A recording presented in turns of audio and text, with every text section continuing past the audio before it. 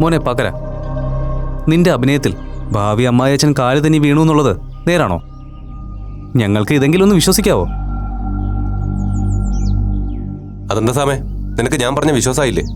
അല്ല, ഇതിനു മുമ്പും അവളെയും അവളുടെ വീട്ടുകാരെ കുറിച്ചും നീ ഞങ്ങളോട് കുറെ തള്ളി മറിച്ചിട്ടുള്ളതാ. എന്നിട്ട് ഒടുക്കം തൂണും ചാരി നിന്നവൻ പെണ്ണിനെ കൊണ്ടുപോയെന്ന് പറഞ്ഞതുപോലെ നമ്മുടെ അപ്പുക്കുട്ടനാ സ്കോർ ചെയ്തത്. ഇതും അതുപോലെ ആകുമെന്ന് ഒരു സംശയത്തിൽ ചോദിച്ചതാ. മോളെ സുമി, ഒരു അപ്പുക്കുട്ടനും ഒരു പെണ്ണിനെ റാഞ്ചി എടുക്കില്ല. അതിനുള്ള അവസാന വഴിയും നല്ലതുപോലെ ബ്ലോക്ക് ചെയ്തിട്ടാ ഈ അരുൺ ഭാസ്കർ വന്നിരിക്കുന്നത്. ഓക്കെ ഓക്കെ, നിന്റെ വിശ്വാസം നിന്നെ രക്ഷിക്കട്ടെ. ഇത്തവണ ഇവൻ തന്നെ വിജയിക്കും സുമി. കാരണം ഇന്നവൻ അവളുടെ തന്തപ്പടിക്ക് മുന്നിൽ പെർഫോം ചെയ്ത നാടകത്തിന്റെ ഫുൾ സ്ക്രിപ്റ്റും എൻ്റെ ബുദ്ധിയിൽ ഉരുത്തിരിഞ്ഞതാണ്. സാധാരണഗതിയിൽ എൻ്റെ സ്ക്രിപ്റ്റ് അങ്ങനെ പാളാറില്ല. ഏത് കണ്ണുപൊട്ടാൻ അഭിനയിച്ചാലും അത് സക്സസ് ആയിരിക്കും. എടാ സാംകുട്ടി, ഐഡിയ നിന്റേതാണെന്ന് സമ്മതിച്ചു തരാം. പക്ഷെ നിന്റെ സ്ക്രിപ്റ്റിലെ ഭയങ്കര ഡയലോഗ്സ് അല്ല ഞാൻ അയാൾക്ക് മുമ്പിൽ കാഴ്ചവെച്ചത്. അതൊക്കെ മേലെയായിരുന്നു എന്റെ പ്രകടനം. അതിൽ അയാൾ ശരിക്കും വീണിട്ടുമുണ്ട്, അത് ഉറപ്പാ. ഓ, അപ്പൊ ആ പ്രതീക്ഷയും പോയി. അല്ല അരുണേ, എനിക്കൊരു സംശയം. എന്താ നിന്റെ ശരിക്കുള്ള ഉദ്ദേശം? ഇത്രയൊക്കെ കഷ്ടപ്പെട്ട് നീ മാളവികയെ തിരിച്ചു പിടിക്കാൻ നോക്കുന്നത് ശരിക്കും അവളോടുള്ള ഇഷ്ടം കൊണ്ടാണോ, അതോ നിന്നെ തേച്ചിട്ട് പോയതിന് പകരം ചോദിക്കാനാണോ? അത് നേരാ, ആ സംശയം എനിക്കുണ്ട്. എന്താ, നിനക്കെപ്പോഴും അവളോട് സീരിയസ് ആയിട്ടുള്ള പ്രണയമാണോ? സീരിയസ് ആയിരുന്നു ഞാൻ, പക്ഷെ ഇപ്പൊ തീരെയില്ല.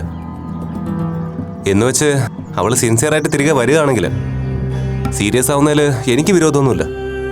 ഓ, ഇവന്റെ കാര്യം. നീ ഇങ്ങനെ രണ്ട് വെള്ളത്തിൽ കാല് ചോട്ടി നിൽക്കാതെ ഏതെങ്കിലും ഒന്നിൽ ഉറപ്പിക്കും മോനെ പാക്കരാ. ഡാ ചെറുക്ക, നീ വീണ്ടും സീരിയസ് ആവാനാണ് ഉദ്ദേശമെങ്കിൽ ഞങ്ങളുടെ സപ്പോർട്ട് നീ പ്രതീക്ഷിക്കണ്ട. മാളവിക വീണ്ടും നിന്നെ തേച്ചിട്ട് പോകുന്നുള്ള കാര്യം ഞങ്ങൾക്ക് ഉറപ്പാ. അത് ശരിയാ അരുൺ, അവൾക്ക് ഇപ്പോഴും കൂറ് നമ്മുടെ അപ്പുക്കുട്ടനോട് തന്നെയാ. അല്ലെങ്കിൽ രണ്ടുപേരും ഇപ്പോഴും കോളേജിൽ വരാതിരിക്കേണ്ട കാര്യമുണ്ടോ?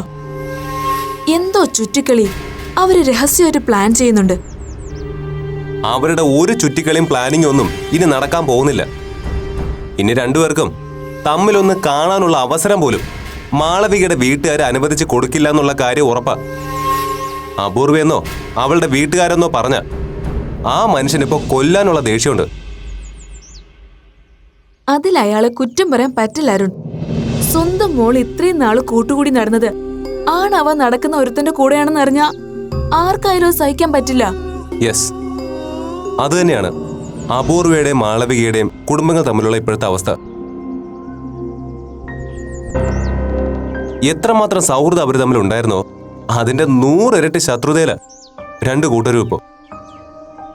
ആ ശത്രുതയാ ഞാൻ ഭംഗിയായിട്ട് മുതലെടുക്കാൻ പോകുന്നത്. എന്താ നിന്റെ പ്ലാൻ? അത് കേട്ടിട്ട് വർക്കൗട്ട് ആവോ ഇല്ലേന്ന് പറയാം. മാളവികയുടെ പാരന്റ്സിന്റെ ഗുഡ് ബുക്കിൽ സ്ഥാനം ഉറപ്പിച്ച സ്ഥിതിക്ക് അവളുടെ വീട്ടിൽ എപ്പോ വേണമെങ്കിലും എനിക്ക് ചെല്ലാം. അവളുടെ സമ്മതം ഇല്ലെങ്കിൽ പോലും എനിക്ക് ഇടപെടാം, അഭിപ്രായം പറയാം. ആ വഴിയിൽ മുന്നോട്ട് പോകാനാണ് എന്റെ ശ്രമം. പക്ഷെ അതുകൊണ്ട് എന്താ പ്രയോജനം? നീ ഇപ്പോഴും അവളുടെ ബ്ലാക്ക് ലിസ്റ്റിലല്ലേ. അപ്പൊ പിന്നെ പാരന്റ്സിനെ വശത്താക്കിയതുകൊണ്ട് മാത്രം കാര്യമില്ലല്ലോ. അതാണ് മോനെ ബുദ്ധി. പാരന്റ്സിന്റെ സപ്പോർട്ട് ഉണ്ടെങ്കിൽ പിന്നെ അവളുടെ ബ്ലാക്ക് ലിസ്റ്റ് ഒന്നും ഒരു വിഷയമല്ല. അപ്പുക്കുട്ടൻ എന്ന അപൂർവ പടിക്ക് പുറത്ത് നിൽക്കുന്നിടത്തോളം കാലം മാളവിക മുരളീധരന് ഈ അരുൺ ഭാസ്കറിനെ അക്സെപ്റ്റ് ചെയ്യാതെ വേറെ നിവൃത്തിയില്ല മോനെ.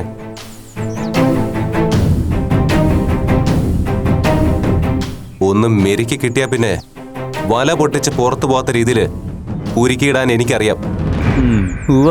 മനസ്സിലായി മോനെ. അപ്പോ രണ്ടും കൽപ്പിച്ചുള്ള പുറപ്പാടാണല്ലേ? അതെ മക്കളെ, ഈ മത്സരത്തിൽ എനിക്ക് ജയിക്കണം. നിശ്ചയം വരെ ഉറപ്പിച്ചിട്ട് എന്നെ വേണ്ടെന്ന് എന്റെ മുഖത്ത് നോക്കി പറഞ്ഞവളെ അങ്ങനെ അങ്ങ് മിടിക്കാവാൻ സമ്മതിക്കരുതല്ലോ. അവളെയും പിന്നിലിരുത്തി ആ അപ്പുക്കുട്ടന്റെ മുന്നിലൂടെ എനിക്കൊന്ന് പറക്കണം. നീ പൊളിക്കും വച്ചു, ഞങ്ങളൊക്കെ ഉണ്ട് കൂടെ. അപ്പൊ നാടകത്തിന്റെ ആദ്യ രംഗം വിജയകരമായി കൊഴുപ്പിച്ച സ്ഥിതിക്ക് ഇന്ന് നിന്റെ വക പാർട്ടിയാണ് മോനെ. ഓക്കെ, പ്ലാൻ പറഞ്ഞോ. പ്ലാൻ ഞാൻ പറയാം. നമുക്കൊന്ന് ചില്ലാകാം. ചില്ലാകാൻ ചിൽഡ് ബിയർ ബെസ്റ്റാണ് മോനെ. കമോൺ.